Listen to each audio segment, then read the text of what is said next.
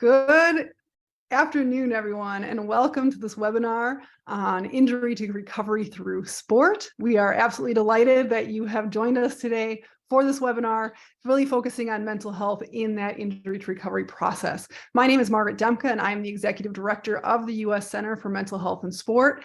And again, just delighted to be here with you today, but also delighted that we have a number of sponsors who have helped us put this on. So we'd like to give a huge shout out and thank you to the Christopher and Dana Reeve Foundation, who have made this possible, as well as the Clemson Parks Recreation and Tourism Management Department, along with Charlie Health. And we're super happy to have one of our panelists representing Charlie Health today, the Never Ends Production Company, who's helping us produce this, and each of our panelists. We have a phenomenal group of panelists today. I'm so excited. They each have so much life experience and experience in this area and expertise.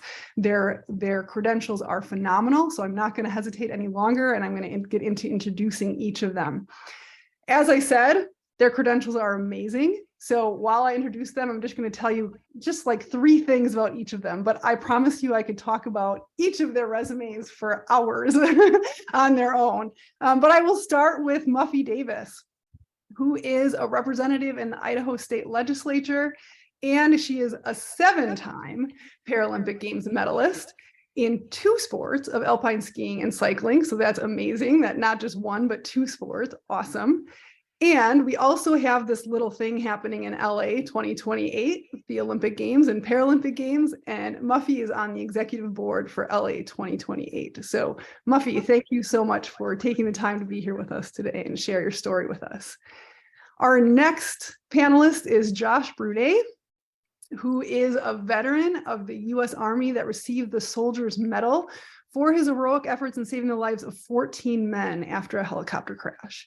He is also a Paralympic soccer player for the U.S. Men's Cerebral Palsy national team, and he was chosen, this is an awesome testament to who Josh is. He was chosen by all of the U.S. national team athletes to be the U.S. flag bearer for the closing ceremony of the Paralympic Games in Rio in 2016.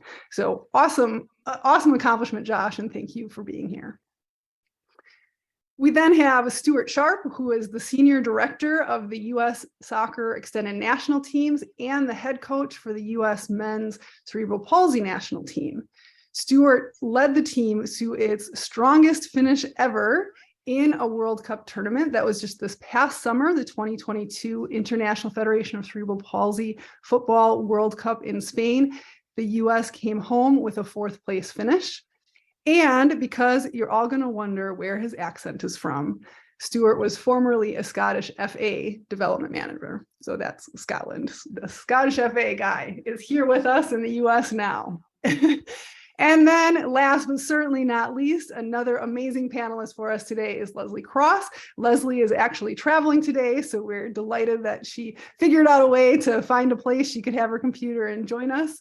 She is a licensed clinical social worker here on behalf of Charlie Health, and she has vast clinical experience with suicide prevention and mental health treatment. Leslie also served in the military as an officer in both logistics and the field artillery branches.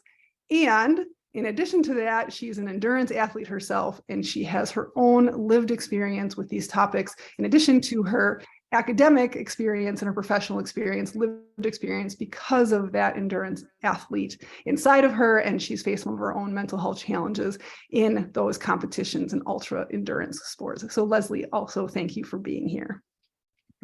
So with that, I would like to hear from the panelists, as I'm sure all of you would like to hear from the panelists as well about their stories. So we're going to start with Muffy today. And Muffy, I would just love to hear from you about your story of injury to recovery and what sport has meant throughout all of it for you. Thank you. Well, it's an honor to be here and share with everyone today. Really excited that we have a U.S. Center for Mental Health and Sport. We have so needed that for so long. So really great that we have this happening and this ability now with Zoom technology to reach out and share information across the spectrum. I guess it doesn't even have to be national, it can be international. So quite exciting times. I started skiing. I was an able-bodied ski racer. I started skiing when I was 3 years old. And by the time I was 7, I felt like I had found my special gift, and I had told my parents that I was going to ski race in the Olympics. And so that I set a goal at a young age, and then was working hard towards accomplishing that. And by the time I was 14, I was named to the U.S. development ski team, and hopefully eventually going to make those ranks and make it to the U.S. Ski team and represent my country in the Olympics, as I had set that goal for. Until one early morning, when I was 16 years old, in my hometown. I grew up in Sun Valley, Idaho, on the mountain that I had spent most of my life on, actually, Baldy. I had an accident, and I went off of an early morning downhill training run at about 50 miles an hour, and I flew off that downhill course into the trees. And fortunately, there was a little ski pole fence that had been set up beforehand, and so I didn't go in chest first into the trees. But I had so much momentum, I flew through that and flipped over and hit the first tree with my back, and then bounced off of that tree and hit the next tree with my head, which shattered my fiberglass helmet. And I was very fortunate I had that helmet on, because I just sustained a minor concussion.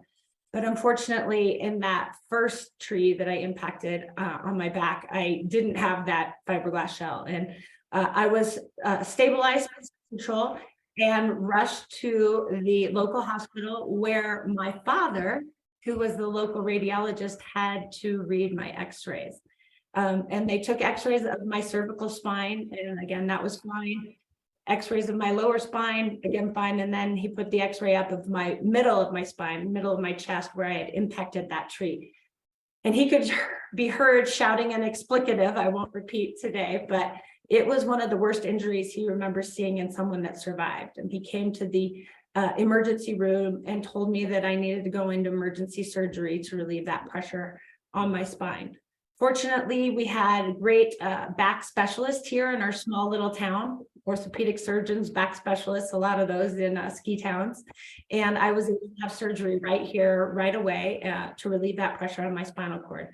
Unfortunately, the damage that I had done from that tree impact was pretty substantial. And while they did relieve the pressure on the spine, the next morning when the doctors came into my intensive care room with my mom and dad sitting next to me and pulled the covers back and said, "Okay, Muffy, we want you to move your toes." I looked down, tried to move toes, and my toes didn't move. And it was at that moment that I was absolutely devastated. I couldn't imagine a positive future if I was going to be paralyzed and dependent on a wheelchair. My life goal had always been to ski race in the Olympics. How was I going to be able to accomplish and do that? And I couldn't imagine any positive future if I was going to be dependent on a wheelchair for my mobility. I have since many years, I think I just celebrated 33 years since my accident, have learned that while all valid, those initial fears and concerns, they were totally valid at the time, but they ended up not being true, and that I could have as full a life as I wanted to. It was just going to be a different life maybe than I had once anticipated. Originally I thought I was going to ski race in the Olympics. Well, I eventually learned that there was the Paralympics, and that I was going to have that different avenue and channel, but different didn't inherently mean less. It just meant different. And that took time, and it definitely took a process of adjusting and working on that. And I went to a special rehab hospital, where I was at that hospital for a while, and I learned about adaptive skiing and adaptive sport, and that I could participate, but if I wanted to, but I was just not ready mentally to hear or to think about skiing any other way than the way I'd always done it. So, at first, while that seed was planted, which I think was really the most important thing, was that they planted that seed, I went back home. I refused to ski any other way. And then the next winter came around, and I missed being on the mountain. And so I went and I took adaptive lessons, and it was there that I kind of had to relearn this new sport. And let me tell you, in my mind, because I was a hotshot ski racer, I was going to just jump on that race course and be in the Paralympic Games the next year. But anything but that, like that happened. It was one of the most challenging and hardest things I remember doing. Thankfully, I learned to ski at a young age. My hat's off to anyone that learns it later in life. It's a challenging sport, and trying to relearn for me, what I had to do was look at it as a new sport. When I was trying to think of it as skiing the way I'd always done it, it was too frustrating. I'd have temper tantrums. I'd get taken off the mountain in a toboggan. I had to look at skiing as a whole new sport in a new way. And when I did that and I learned those skills in a new way, then I could come back and be proficient at this sport and figure out how to do it. And then I was like, oh yeah, this is skiing now, once I got back to that. But I had to give myself that time. I think that's the hardest part for a lot of athletes after a major injury is we want it now, we wanted it yesterday. And I had to let my body heal. I had to let my mental, come back to and learning this whole new life that I was about. I had to find a new way to go about that. And I was fortunate. I did eventually learn how to adaptive ski, and I was named to the U.S. team in 1997, and in 98 able to represent my country in Nagano, Japan, where I was fortunate to win a bronze medal. And then I knew the Paralympic Games were coming to my backyard in Utah in 2002, and moved down there, got that home court advantage, and was able to participate as well there, and won 3 silver medals. But that elusive gold medal is still out there. And after a little reprieve, I thought I had retired from Paralympic competition. I found a whole new sport and a whole new summer hand cycling. It was brand new, it didn't even exist when I first had my accident 33 years ago. So it's a very new Paralympic sport. But to find a new sport, I think what I learned is that I was a competitor and I just liked to compete. It didn't matter what it was. And so I was so thankful through the Paralympic movement. My accident didn't have to keep me from being that person that I felt I was born to be, which was a competitor. At first, I thought it was a ski racer, but then I learned it was a competitor, and hand cycling proved to be the sport where I finally was able to get those gold medals. And in 2012, was able to go over to London, England, and represent the United States of America and win 3 gold medals. So I just like to tell everyone, you never know what's ahead of you. I always thought, when I set that goal at 7 years old, I'd be in the Olympics standing on top of a podium, but I ended up being in the Paralympics in the summer on top of the podium. So, but if a dream and a goal is important enough and you're willing to work hard enough and find that strong support system, I know that everyone's able to go out there and do that. But we'll talk more, I'm sure, today about the different mental challenges and how to get back there. But that was kind of just my whole experience through Paralympic sport. And I feel very blessed and honored that I've been able to be a part of this powerful movement. And I'm really excited to be a part of it, not as an athlete anymore, but now in the boardroom, helping steward it forward for future athletes and future games. Thank you for that, Muffy. That was, you have so much energy and passion for what you're doing now, but you can also see that there has been struggle for sure. And so it took you some time to learn how to accept the new you that you were and be able to recover through all of that. And certainly we appreciate your vulnerability today and sharing that with us, because that's not always easy to share with others, that we do go through struggles, and not everything, when we are behind closed doors, not everything is easy, but you have come through and you've done so many amazing things. And so we're really glad that you found the skiing again and embrace that in a new way. And certainly that you continued in so many other successful areas of your life as well. So we'll continue the conversation, but first we're going to go on to our next panelist, which is Josh Brunais. And so Josh also has an amazing story to tell. And so would love to hear about your injury to recovery and how sport has played a part in that, Josh.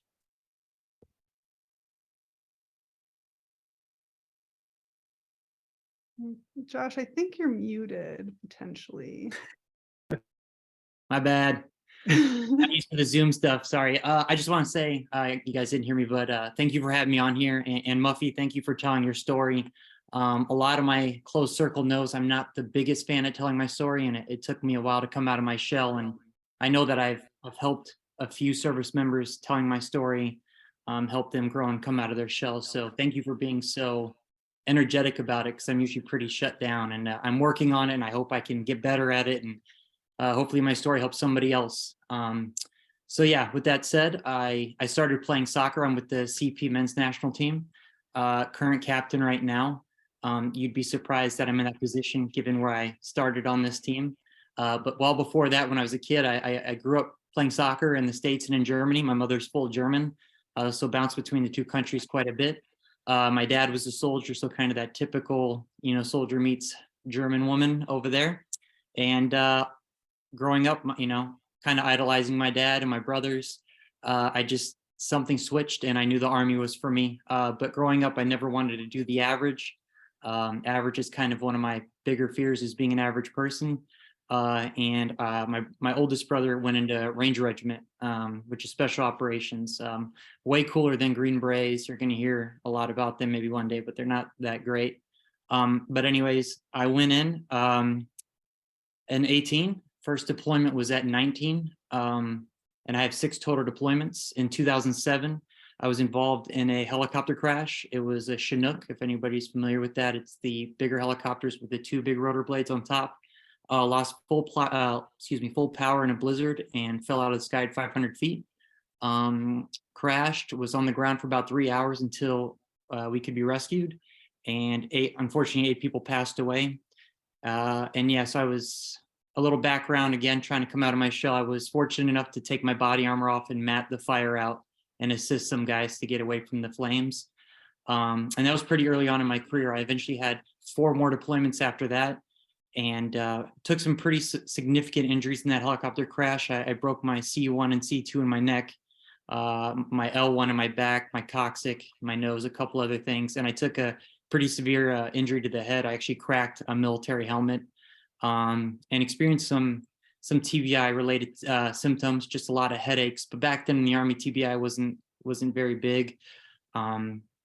So yeah, I ended up deploying 4 more times, and in Ranger Regiment, I was also a breacher. So I was in charge of blowing doors open and jumping out of airplanes, and just always smacking my head in the ground or absorbing some kind of concussive force, whether it's the blast or jumping out of airplanes. Can't really get into detail, but I was around some few other IEDs. And then my second to last deployment, I took a pretty big blast to the face or to the body, and just laying in bed that night, the world just started spinning. All the symptoms came on at once, and my world changed ever since that day. Tried to manage another deployment, and I couldn't do it. Unfortunately, I had to leave Ranger Regiment on my will. It's probably one of the hardest things I've ever had to do. And ended up going to the big Army, where I actually helped service members heal from their injuries and either medically separate from the Army or able to return to duty. It's actually a position where I was supposed to be in. I was actually staff, but I lied about my injuries just because I wasn't ready to accept where I was at. So I just hid a lot of stuff until I left the military. And yeah, so while I was serving there, I came across a flyer for the VA, from the VA for the CP men's national team. It was more VA oriented, just for soccer players to get out there and play soccer and bond. And I grew up playing soccer, and I always thought I was going to be pro until that Army bug hit me. So I decided to go. And fortunately, Coach Sharp was there. He'll be speaking, I believe, after me. And he scouted me in a way, brought me into a camp. And I played terribly. I thought I was the athlete I was growing up. Everything came very natural to me. But the TBI took over, and the lack of play took over. And I was just dizzy, out of shape. At that point, having left Ranger Regiment, I was close to over everything. I don't know where I was at. I don't know where I'd be. But if it wasn't for that camp and meeting people like Coach Sharp and the teammates to follow on, they really turned me around. So I went to camp. Wasn't a great player. He told me straight up, not sure if I'd be back. I went home, and that was the first time that I ever felt motivation since leaving Ranger Regiment, and started working out. And luckily he saw me again, brought me in, and I've been with the team ever since late 2015, and have been fortunate enough to go on many tournaments, many trips. Won bronze in the Copa America, took bronze in the Pan American Games, and I just able to go on great trips to Australia, wear the crest, be considered pro, and feel my second dream. So soccer's really turned my life around for me, really put me in a good headspace, has given me that new goal. I've always been very tunnel visioned in what I've done. I'm all eggs in a basket. Whenever I pick something, that's all I decide to dedicate my life to. Leaving the Army was very difficult because that was my life. It was going to be my life until I couldn't walk anymore. And that ended a lot sooner than I wanted to. So I was very fortunate for soccer to come around. And here I am able to be on this talk with you guys and tell my story and hopefully motivate some other people out there and just know that, you know, there's other avenues out there and happiness is out there. You just got to search for it and you just got to find that motivation within. So yeah, and we're here now. Thank you, Josh. Thank you. Thank you for sharing that story. You are absolutely a hero in so many ways. Just incredible that you saved the lives of the men around you in that initial accident, and yet you kept going back to continue fighting for your country. It's incredible, and you continue to be a hero today as you're here talking about mental health and some of the challenges and that being difficult for you, but willing to overcome that in order to help others through what the challenges that they potentially could be facing. So thank you for being a hero every day. So next, we're going to move on to Stuart Sharp, who is the extended national team senior director, and he has been a coach for Josh, as we just heard, but also has experience with a number of athletes who have gone through injuries and recovered, and other athletes as well who've had disabilities from birth. And so just would like to hear from you, Stuart, if you have any additional thoughts about your own story and what you've seen in soccer and injury to recovery through sport, or what you might add to what you've heard from the two athletes that we saw today, and just what your experience has been with developing these athletes. Excuse me. Thanks for having me on, and we'll add to the stories of my two previous speakers. I'm not sure I can. What amazing stories, and I'm just thankful to be on this podcast with everyone and learning from both Josh and Muffy as we go on. A little bit of background with myself, and Margaret, as you mentioned there, I'm currently with the US Soccer Federation, and actually the timing of this podcast is perfect. This week we're delivering what we call the Adapt and Thrive Invitational. And Adapt and Thrive is the slogan, for want of a better phrase, for the US Soccer Federation, for our extended national teams for players with disabilities. Now, I say that not just to plug the fact that we've got this event, but I wanted to just highlight, because I think it fits really nicely with what we're talking about today.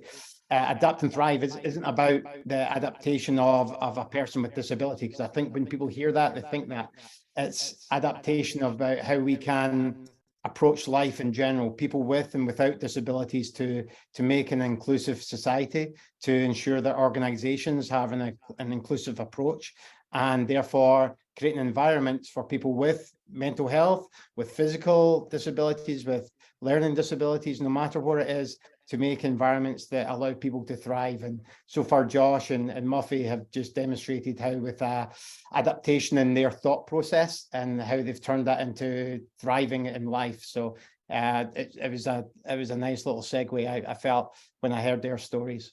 So a little bit about me, as you heard, as Margaret said, that I'm originally from Scotland. I've been involved in sport for about 20 years now, and 15 of those years working with international Paralympic players. Starting my journey with the Scottish FA, and then I actually worked with the legacy of the 1996 Games, Paralympic Games, Blaze Sports. I worked with them for 2 years, doing conflict resolution overseas, and eventually joined US Soccer in my position now, firstly as the head coach of the Cerebral Palsy national team, and now as the extended national teams director, which also has non-disability teams, beach and futsal as well within our ranks.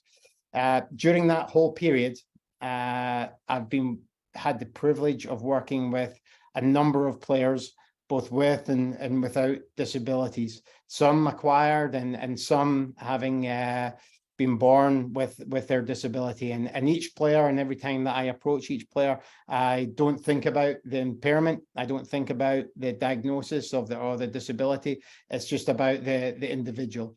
So as I've worked with these players, what I have noticed, there is slight differences and similarities between both groups, both the acquired and someone who's been born with a disability. And that for me has been unique within my experience. I've noticed that sometimes a player who has been born with a disability can at times use it as an excuse not to push themselves, And then when we bring them into an environment that others have disabilities, they no longer have that coping mechanism. And that's an obstacle, that's a barrier for them to get over. And sometimes with their peers around them, or what we've noticed with their peers around them, can help that person with a disability get more confidence. Likewise, when I've worked with individuals who've acquired a disability later in life, sometimes that's difficult. And what I've noticed is that those players, when they come in, certainly are, in many instances, dealing with coping with their new normal. And my job as a coach and their teammates around them has very much been about helping them finding a new way of experiencing life with their impairments. The one thing I will say in general terms, when it comes to mental health and coaching, I've seen a change over the years.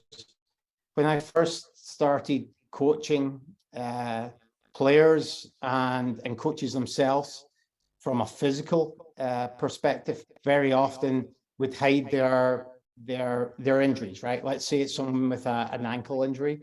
They wouldn't want to go to the athletic trainer.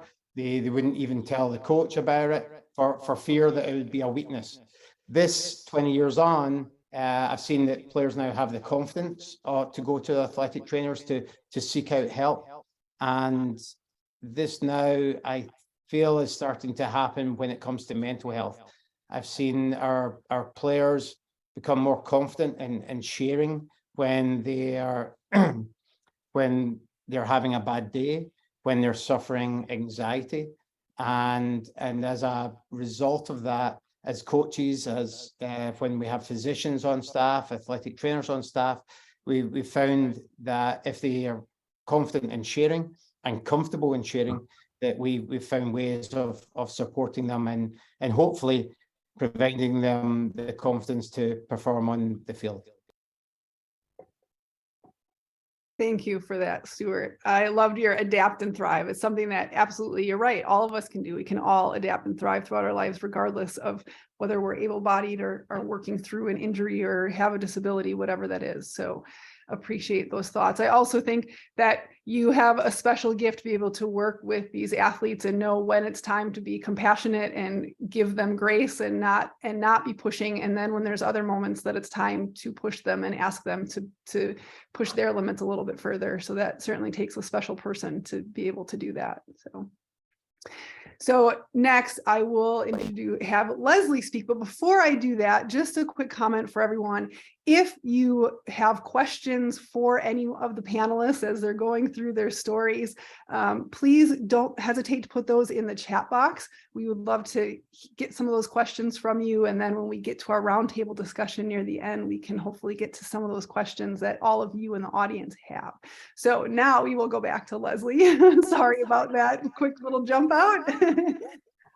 So yeah, Leslie has some professional experience with this in addition to her own lived experience. And so Leslie, we'd just love to learn a little bit more about what research is saying and what practice is saying about how do we treat athletes with injuries who are working to recover, and how does sport play a part in that overall within our whole medical system and practice system.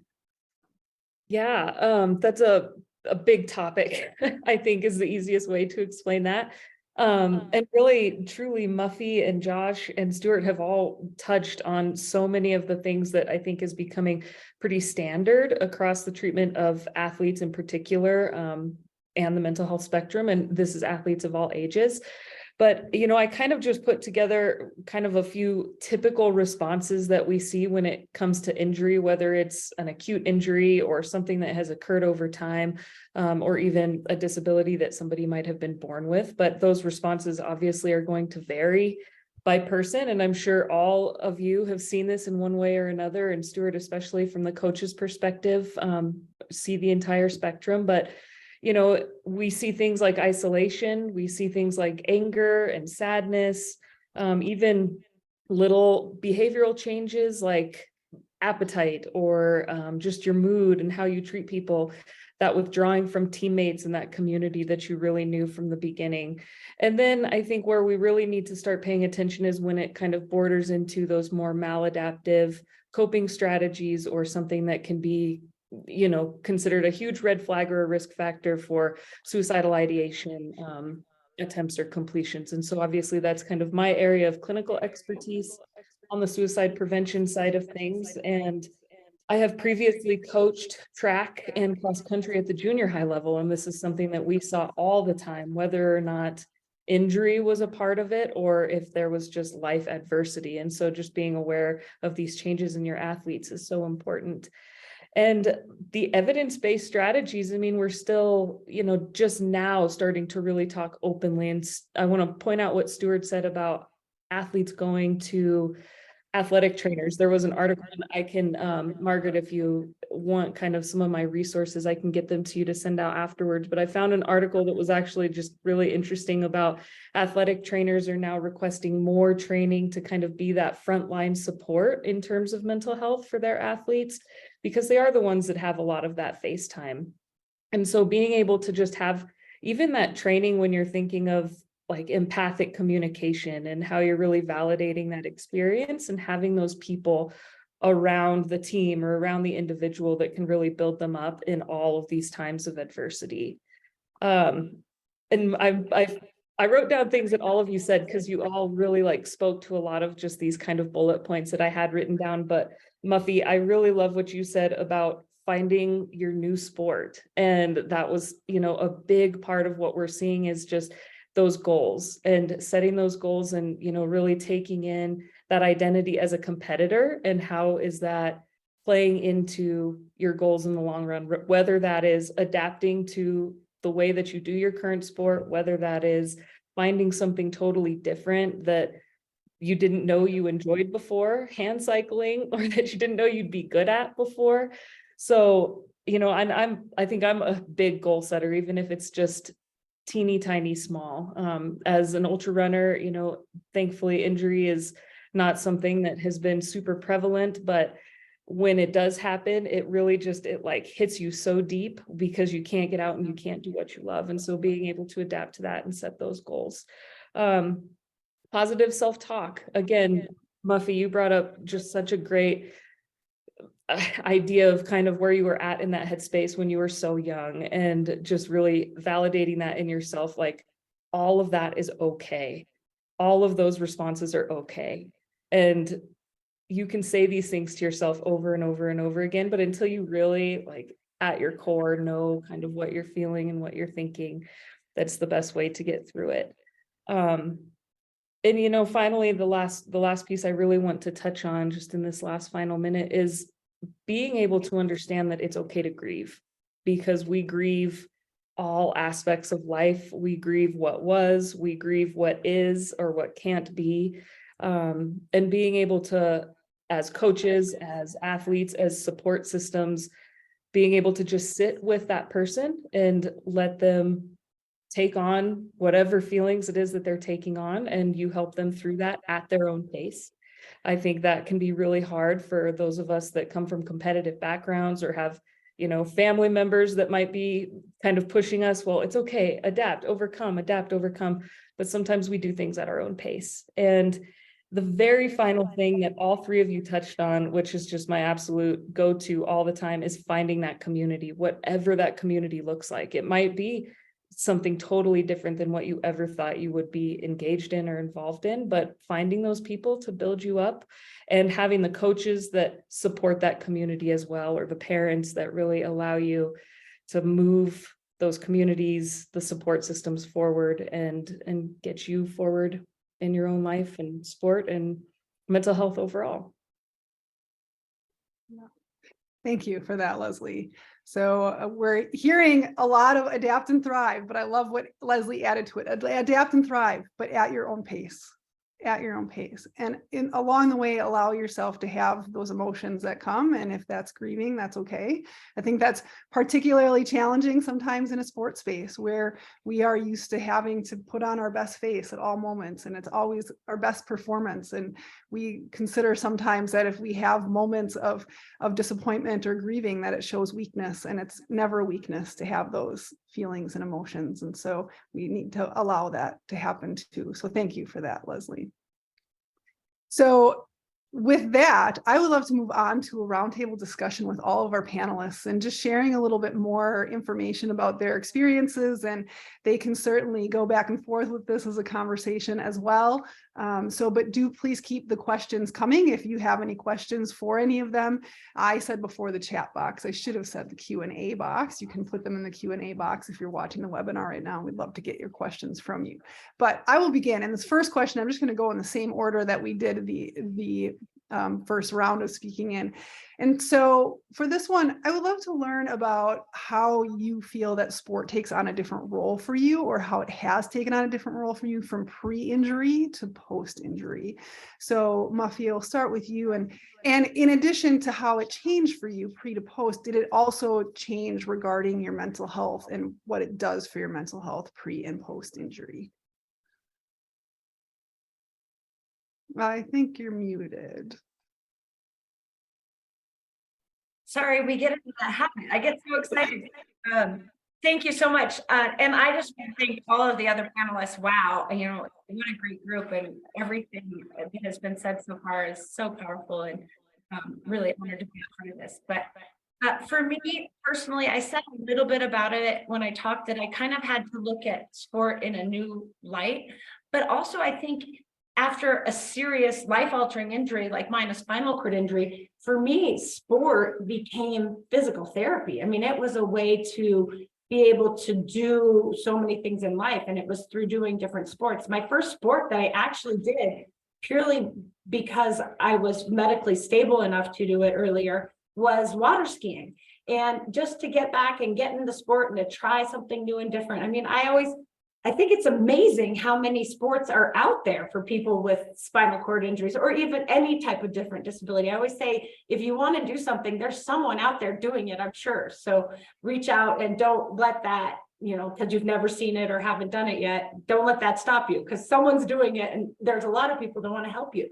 So for me, my transition, I kind of had to, with skiing, look at it as a new sport, because I had been such a expert professional in that, and it was so frustrating to try and envision it the same way, because I was a total beginner again, and I don't remember being a beginner starting at such a young age.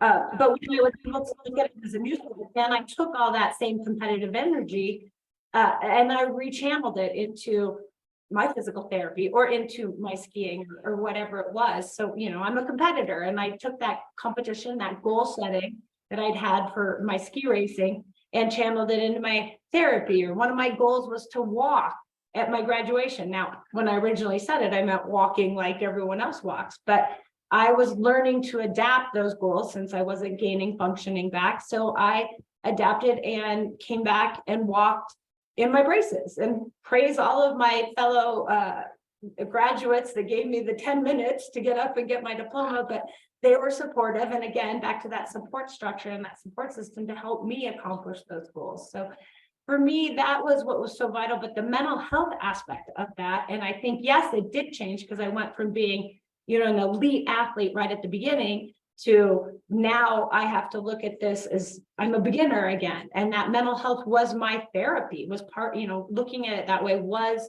my healing, reaching out, having those grieving days, and communicating that to everyone. So really important. I think sport is vital. Yeah.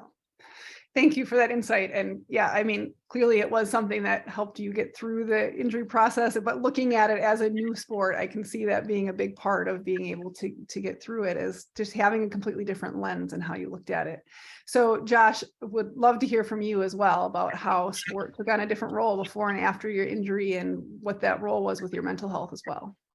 Definitely. Yeah. Sport for me prior to, all sports came to me pretty naturally. And I looked at sport because I was so military driven was just bonding. It was just getting out with the guys and seeing who could be better at something.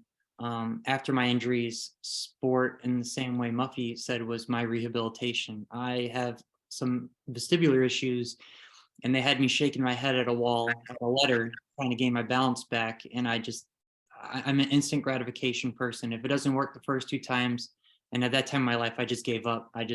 It wasn't working. I was still running into stuff, kind of falling over, and I just gave up. So when I found soccer, I was humbled because I didn't have that ability to be a natural athlete anymore. So I had to work for something. It gave me something to work for, gave me a new goal, but it also helped in my rehabilitation. It brought back a little of the balance, a little of the coordination again. So it was kind of, and it gave me a new outlook on myself. I now have to try. And this is not to sound cocky. You just have kind of those athletes where everything kind of comes natural and you can enjoy every sport. And I was that guy until those moments where my head took some trauma, and I was very humbled. So it made a new me. It made me look at myself differently. I grew from it, and it helped with my rehabilitation, and it gave me a goal. So sport to me is huge. You know, some people look at it as a game. For me, it's definitely a lifestyle, and it's definitely it's driven me to be a better person overall, not just in my athletic gains, but me as a person, to myself and to those around me. Thank you for that. So definitely, sport is definitely impactful, is what we're hearing from our athletes that have both used sport as part of their rehabilitation and getting through everything that they have been through. So Stuart, would love to hear from you from a coach's perspective, if you had anything to add about what the role of sport is, but before there's injury and after injury, and what you have seen as a coach and in that role, or with the mental health piece as well. Oh, of course, and of course, I can't speak from personal experience, but I've had the opportunity and the privilege to work with a lot of athletes who've experienced having a disability or born with one. And something that Leslie said about finding your own pace reminded me of an athlete who shared with me recently, who had a traumatic brain injury about 4 or 5 years ago, and they do not refer to their injury being a traumatic incident. They call it a speed bump. There was a moment in their life that an obstacle came that caused them to slow down. That obstacle was uncomfortable as they were going through it. And then, of course, after the speed bump, they gradually had to return to the pace of their life again. So it reminded me of that, because whatever pace you want to go over a speed bump, it's going to be uncomfortable at the time. But hopefully, once your back wheels are off it, or you transition out of rehab, that you can find the new pace in your life. So it reminded me of that. Sport for me, though, post-injury, and there's really important 2 things. One is it can provide identity and purpose again. That very often, and this is not in all cases, very often after an injury, an individual can see their disabilities defining them, and then it doesn't. All right, what comes after that speed bump, what comes after that injury is a new normal, but it's an opportunity to accelerate back into life again. And you know, it can provide opportunities, like Muffy and Josh have alluded to, new opportunities in life that they wouldn't have the chance to experience. So I feel, you know, taking from a mental health perspective, that it's a new chance in life to redefine yourself. You can either call yourself, I am an internationalist, or you can say, I am someone that goes to the gym. Sport can provide a new community. It can provide a purpose, and hopefully an opportunity to enjoy life, whatever your new normal is. Okay, thank you for those additions, Stuart. And Leslie, do you have anything to add from the practitioner perspective of what is being said about sport and recovery? Is it something that is being recommended, that people be involved with sport as they're going through some of these injuries? Yeah, Stuart hit it right on the head. I do a lot of identity development when I do work with clients, especially teens or young adults, and being able to bring that sense of identity back, whatever that looks like, to me is invaluable. And he said it beautifully. I don't think I even need to. All right. Well, thank you all for that. My next question, this is really a question that I think is so important to talk about, and we don't always hear it enough, is the question of to play or not to play. So we've all just heard about how valuable sport can be in the recovery process.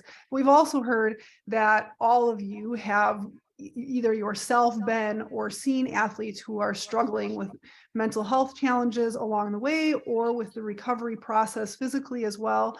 So do you find it best? Are there situations where you find it best to continue playing the sport? Does that help, or should we not play the sport? Or how do you make the decision of when should we play and when should we not play, and how do we support that decision either way it goes? So Stuart, you being in the coaching position, I will let you start, because I would be willing to bet that you had to make these decisions at different times in your career. I would say that less so making decisions myself, but supporting others through those decisions.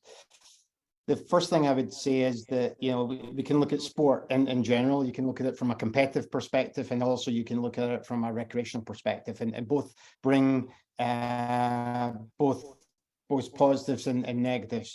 When you look at competitive sport around the topic or context of mental health, it can bring stress, right? It can add additional stressors. There can be the stress if you're injured and you can't get back to that level you expect yourself to be at. There can be financial pressures as well. The cost of equipment, the cost to get around to competitions, these things that can add and build up within people's minds, as well as times away from that support network that maybe helped you through the initial stages of your disability, time away from your family and friends. So these things need to be considered, especially within the competitive context. And I would even say the highs and lows of winning, right? There's highs, there's positives of winning, but there's the lows when maybe a competition doesn't go the way that you expected. So these things that, they need to be considered from a mental health perspective for an individual when they're making that decision, whether they're going to be involved in sport or not. However, it's about finding the environment, about finding the activity that you're most suited to at that point in your journey, right? Whether or your point in life, whether at this stage in your life that you're ready and you're feeling comfortable within yourself to put yourself out there, to push yourself competitively, which is there's judgment and there's sacrifice involved, or at the point in your life that you're looking for the benefits that sport brings from friendships and physical activity, that you maybe want to take up billiards or play darts, right? The sport in itself has many positives. It's about how you approach it and how you deal with the environment around you, whether it's providing support mechanisms, or if it's pushing you into areas of anxiety, maybe it's time to back off from that level of sport. So I would say there's many benefits. I think everyone on this call and everyone listening knows that the benefits of team sports are many, but of course there's some negative aspects as well. So my message to players is find what makes them feel comfortable, find environments and find coaches that they feel supported within. And if they do that, they'll find the joy and the reason to continue. Okay. Yes. So I'm hearing from you, Stuart, that it's very much an individual decision and really depends upon where that person is at, more so than it is a decision that we can make as just throwing out some rules and a list of this is what should happen. But would love to hear from you, Leslie, if you do have any pointers about, as someone is making that decision, are there recommendations about any specific ways that we can know if the better decision is to play or not to play? And maybe that's for a whole season, but maybe that's even just for today or for tomorrow, for this week, is the decision to play or not to play. Are there recommendations for how to know what's appropriate? Again, another like broad question. I feel like the number one thing for coaches especially is knowing your players. And if you know your players enough, you can gauge, okay, are they in a headspace that is healthy enough to play? Or are they in a headspace that is overcompensating for something else? And is that going to cause more damage in the long run? As Stuart was talking, I was just thinking of a coworker that I was having a discussion with this morning. She was a very good high school soccer athlete, got injured really bad right before her senior year of college, already had a full ride scholarship to go play Division I, had to have surgery. It took her out for 8 months. And the number one thing she said that was just crushing for her was that as soon as that happened, she was taken off of email lists. She was kind of removed from the community. And so I think in that particular instance, the question would be maybe not, is she well enough to play after she's rehabbed and done all of these things, but is she able to at least be a part of the community? Because then she was just isolated. And at that point, everything can be incremental. We know obviously Simone Biles in the Olympics. That's a great example of the importance of speaking out about mental health and the dangers that could come with pushing through when you're not in that right headspace. And I think she spoke beautifully about what that looks like for her and for her sport. And so again, this isn't a question that there's a black and white answer, because it is very individualized. But bringing it all back to just knowing those players, when you think of, or those athletes, when you think of risk factors, do they have the support in their personal life to get them through this patch? Do they have access to means that could be harmful in the long run if they don't play? And there's just so many factors. I wish I could provide a checklist or something, but it just doesn't exist. You just have to know the people that you're working with and be able to help them through those situations and think critically too about the impact on themselves. And then of course, goes without saying, is it going to cause further injury, whether physical or psychological? Sure. So I think even though you feel like those are maybe not really concrete points, one of the most important things you said is that you need to know your athletes and have a relationship with your athletes and get to know them and get comfortable with being able to talk to them about what's going on. And I think you're absolutely right. That is so important, to be able to build up that relationship so that you can have those conversations and they can trust you and you can trust them. And huge part of making that decision. I would, in a related sense, since Josh and Muffy, you're the athletes with these injuries that you've recovered from, I would imagine that at some point in your careers, you've had those days where you've had questions about, is it better for me to play, or is it better for me to not play today based on where I'm at? And so just, can you speak to that, did you ever have to make that decision, and how did you make the decision? What helped guide you?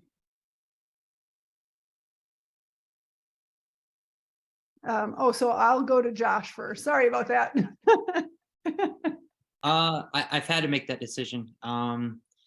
When it comes in regards to soccer and physical injuries, coach knows I'll be the first one who's going to push myself through. I can't not play. And for me, that's for me. And I know that's something I need to get over, because I'll be unhappy without soccer if I'm causing further injury and I'm delaying myself from the game. It's going to hurt me in the long run. As far as being a military athlete, and I know not a lot of people look at it as a sport, I have a lot of regrets. I walked away from the best job in the world because I was too dizzy and too afraid to try something different within that same community. Now I would never be able to deploy again on the line and do missions, but I was offered the ability to run the selection process and bring on new people, and I was too afraid to be in that atmosphere because I was butthurt. I couldn't do what I wanted to do, and I removed myself entirely from that. And I have so many regrets not pursuing that. So I know I'm not using the word play, but it's pursuing, and it is athletic, and it's still, I find a lot of similarities between the military and sport. So it is it depends on the circumstance, and I do think when it comes to physical, the best thing to do is to not play maybe in that moment, so you have a longer playing career.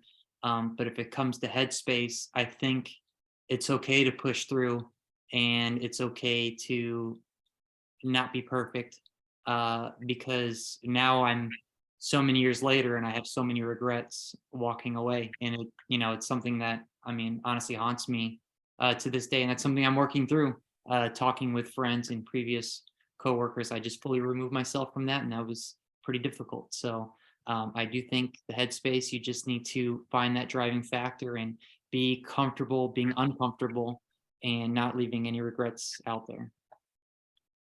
Sure.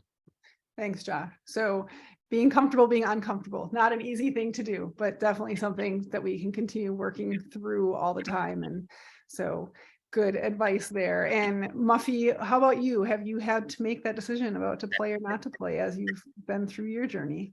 Well, I think it's so wonderful that we are actually talking about this now, because when I first started, we didn't even talk about that. Wasn't ever even, in my vocabulary, the thought of that. Of course I was going to play regardless of how I was feeling and whatnot.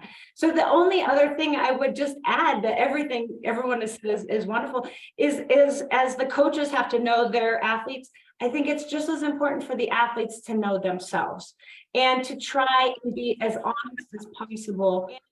If it's not with a coach, find someone that you in your support network can really be honest and share, so you can talk through and you can really see where you are. And then you will get yourself, do I need to take a day off or a week, or maybe this is something I've talked through it, I feel better and I'm going to push through. But it's really having that support structure, someone you trust, that you can have that conversation. I love that we've finally evolved, that we are having the conversation, because 30 years ago we didn't. So I think we're on the right path. Yeah, great, Muffy.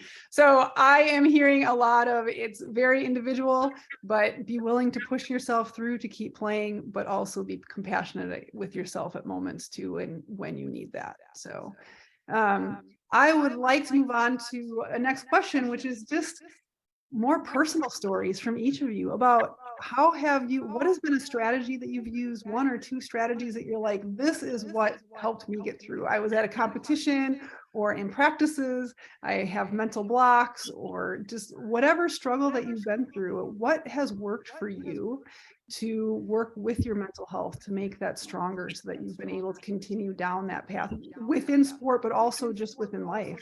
What have you done? So Josh, would love to hear from you on that. Oh boy, that's a tough one. Just having a good support group. I'm normally a loner, and I'm finally reaching out and being able to talk to my close friends or close teammates. There's a couple teammates that know my story a little more deeper than others, and that's what puts me in a good headspace. That's what motivates me to keep going. And also, just I am an athlete, and I want to compete and I want to be the best. So outside of that headspace, there's always that you want to be good, you want to be an athlete, you want to compete well. So that always drives me as well. I am, having been on this team, the States wasn't always ranked the highest. Now we haven't been the lowest, but we always been the highest. And now we have the ability to, be real contenders throughout the world of CP soccer. So that drives me a lot.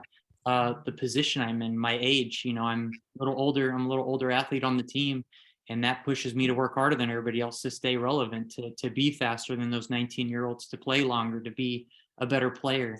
And knowing that I'm trying to stay relevant in this sport puts me in a good headspace, because I see that I am winning that battle with myself.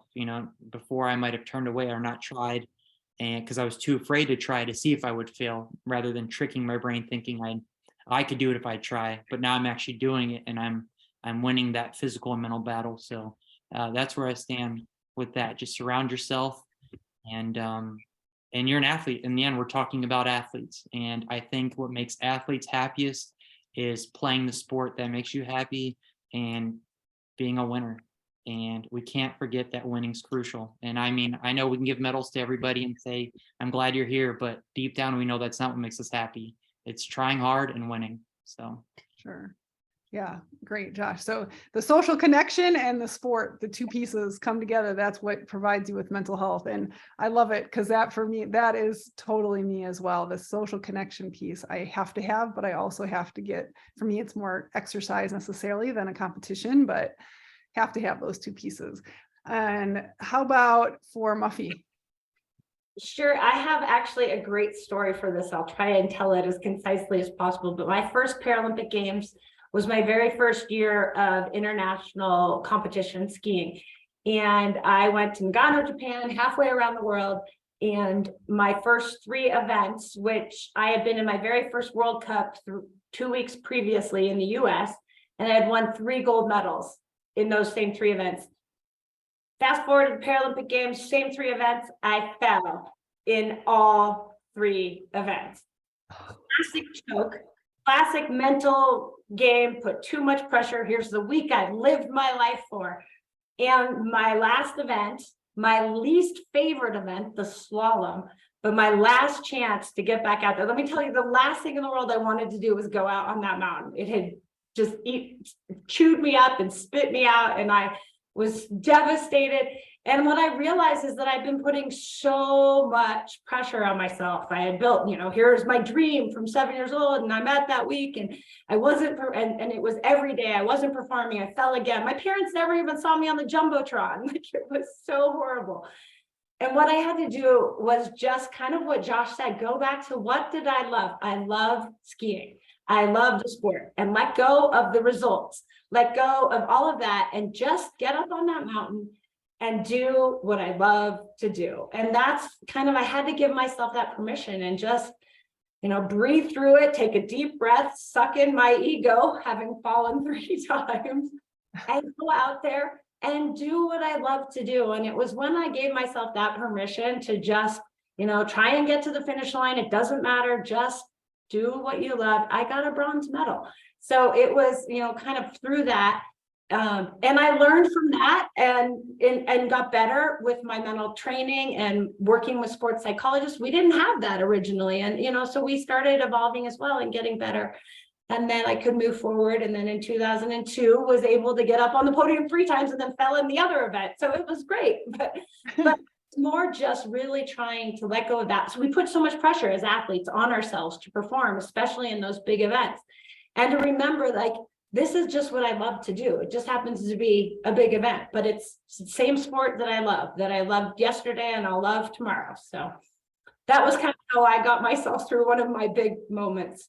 Yeah, I think that's great advice. It is so easy to lose sight of why we're doing it, which is because we love it when we're in those super competitive situations and we're just so focused on doing everything perfectly that we lose sight of why we're just out there to have fun. Ultimately, I mean, we want to win, but we want to have fun too. So great advice. So Stuart, you being a coach, you're working with athletes all the time who have been through very difficult traumatic situations, or some of them have had those disabilities throughout their lifetimes. But how do you take care of your own mental health as you're working with these different individuals and you're seeing their recovery process too? That's a great question, and I suppose, like, within my role, which is at the end of sport and in the spectrum of competitive sport, traditionally competitive sport has celebrated mental toughness. It's about players and coaches not often sharing their issues for fear there's a stigma, for fear a player or a coach bringing it into the environment that it can almost weaken a culture. So what I've done is first of all, learn to take care of myself first, because if I take care of myself first, I can then have the ability to recognize any issues in others. So that's first. Also lead by examples, and I'll use an example of this actually with Josh. So recently, I'll share that I've not been enjoying flying in airplanes, right? And for my job, I find myself in an airplane a lot of the time, probably travel for a third of the year. And to lead by example, I made sure that many of the players and staff around me knew that I wasn't comfortable in certain situations on aircrafts. And I hoped that, and I do continue to hope that by showing to others that it's okay to be vulnerable, it's okay to share moments that you may feel uneasy, that others can follow. So and therefore breaking down the stigma that, you know, for what in the past would have been seen as a weakness, that it translates into something that's a strength, having that comfort and strength to share with others. So that's one thing that, you know, I've recognized. And then during games, I have reset points. You know, if something's happening during a game and I feel mentally stressed, that we do in competitive environments, I have I have a water bottle. I spray it, I drink it, I count to 3, I breathe, and that's my reset to come back into the moment. So yes, both from a social and team environment, showing and leading by example that it's okay to share, and then in the moment having very acute coping mechanisms is something that I've developed. Yeah, great.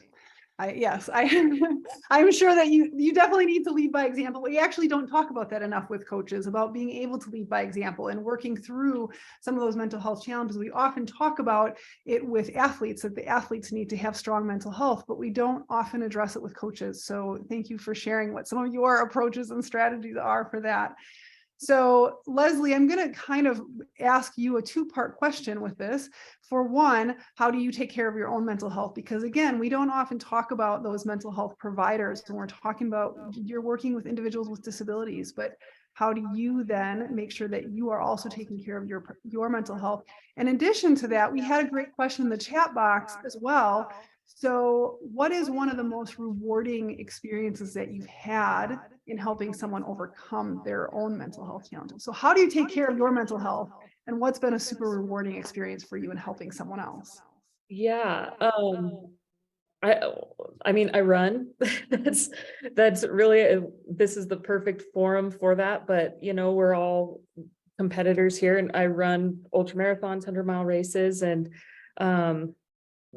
I think when we're kind of going back to the previous question, the one thing I tell myself pretty consistently when I'm overcome with any sort of endurance challenge is, who will I be at the end of this? Because you will encounter the full spectrum of human emotions there and back again throughout the course of a 100-mile race, or even a marathon or a half marathon if it's something you've never done before. And so that's kind of just been something that I've recently discovered that really helps me. But yeah, running and really, just like what everybody else said, making sure that my health is my priority. And that's drinking water and eating well and spending time with the people that I enjoy spending time with. And also really trying to not place my entire value and self-worth into my work.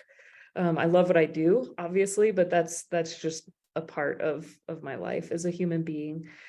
And then the second question, gosh, that's a big one, because there's so many good examples I think I could give, but you know, ultimately, oh gosh, I think the most rewarding experience, bringing it back to just that self-worth, is seeing somebody kind of come into their own value and not placing that on any sort of external factor, but letting them, or giving themselves the confidence to say, like, this is who I am.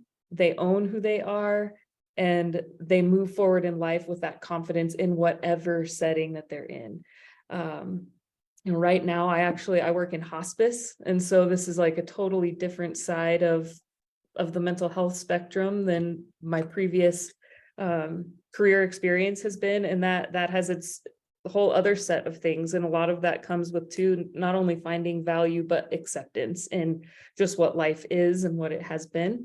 So, you know, being able to see that in people has just been what keeps you in a career like this for so long. Yeah, it's special. I'm very grateful. Okay. Thank you. We are certainly all grateful for you as well, doing the work as as a mental health service provider, and takes a special person as well to be able to help others through those challenges. So thank you for doing that. So we are coming to a close with our time already. So would love to just from each of you get closing thoughts about, do you have any, first of all, just do you have a recommendation for others who are out there who may be in a similar situation to what you've been in, or in a situation where they've had an injury, are working through recovery with that? Or do you have any closing thoughts for the conversation in general? So I'll just kind of take 30 seconds to do our closing thoughts and then move on. So let's see, we'll start with Stuart. Yeah, so I would say we talked about identity earlier on.